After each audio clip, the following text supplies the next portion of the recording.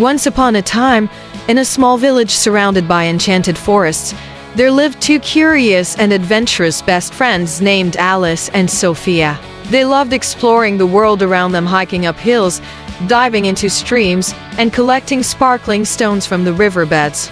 But more than anything, they loved pondering life's biggest mysteries. One golden afternoon, while lying under a massive oak tree, Alice turned to Sophia and said, "Sophia, do you think angels exist?"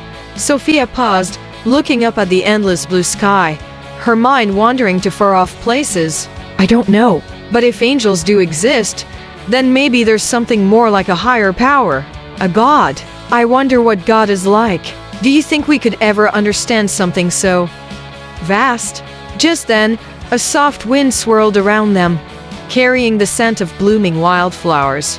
Out of the rustling leaves appeared a shimmering, radiant figure, a real angel. She had silvery wings that sparkled in the sunlight, and her eyes were as deep as the night sky, filled with stars. "Hello, Alice and Sophia," the angel said in a voice that was both like a gentle melody and the sound of the breeze through the trees. "You've asked a question many have wondered throughout the ages. Do you wish to explore this mystery further?" Alice and Sophia jumped to their feet, their eyes wide with excitement. "Yes, please," they chimed together. The angel smiled, her wings shimmering as she led the girls to a nearby pond. As they sat by the water's edge, the angel looked at them kindly and said, "Before we begin, you must understand something important. Trying to understand God is like trying to explain the ocean by looking at a single drop of water. It's not that you can't see the drop, but the ocean itself is so much bigger than just what you hold in your hands." Alice furrowed her brow. "So, logic isn't enough to understand God?"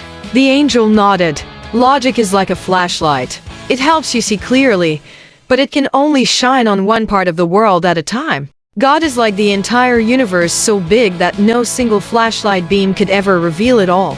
But that doesn't mean you can't feel or know God in other ways." Sophia tilted her head. "Then how do we discover the truth? If logic is like a flashlight and can only show us part of the picture, how do we see the rest?" The angel's wings sparkled as she explained, "It's not just about seeing with your eyes or understanding with your mind. You have to use your heart too. Imagine someone never tasting chocolate. You could explain its ingredients and how it's made, but until they taste it, they'll never really know what chocolate feels like. That's the same with God. You must feel it like a warm hug or the beauty of a sunset." Alice's eyes lit up. "I get it. It's like when we explore the forest. Sometimes we don't know what's around the corner until we walk there. Even though we can't see everything right away, it doesn't mean there's nothing there." "Exactly," said the angel. "The world is full of mysteries, some that logic can explain and others that require a leap of faith." Sophia smiled softly. "Like how we believe in each other even when we don't have all the answers. Or like trusting that the stars are still there, even when the clouds cover them." The angel clapped her hands softly, sending ripples across the pond. "Yes, Sophia, but there's more. Humans love to put things in neat little boxes, good or bad, right or wrong. But the world is full of colors, not just black and white. Sometimes the greatest things are found in the balance between opposites." Alice, always the curious one, asked, "Like what?" The angel gestured to the pond. "Look at the water. It's calm now, but it can also be wild with waves. Both peace and chaos are part of the same pond. The world is like that to joy and sadness, light and shadow. You need both to understand the full beauty of life." Sophia and Alice stared at the water, understanding dawning in their hearts. "So, it's okay not to understand everything?" The angel beamed. "It's more than okay. The journey is about asking questions, not just finding answers. Life is an adventure, and part of the fun is exploring the unknown. You won't always find clear paths, but if you trust in the journey like explorers who once believed the earth was flat, you'll discover more than you ever imagined." With that, the angel spread her wings and rose into the sky, shimmering brighter than ever. "Remember," she called down to them, "God is like the wind.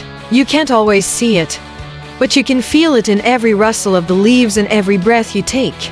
Keep your hearts open, and the mysteries of the universe will reveal themselves in time." And with a swirl of golden light, the angel disappeared into the clouds. Alice and Sophia sat by the pond for a while, reflecting on everything the angel had said.